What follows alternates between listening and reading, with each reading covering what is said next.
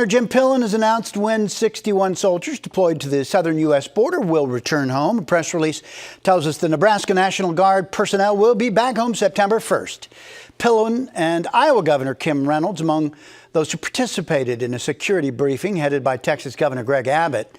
15 Republican governors have recently sent troops to the U.S.-Mexico border.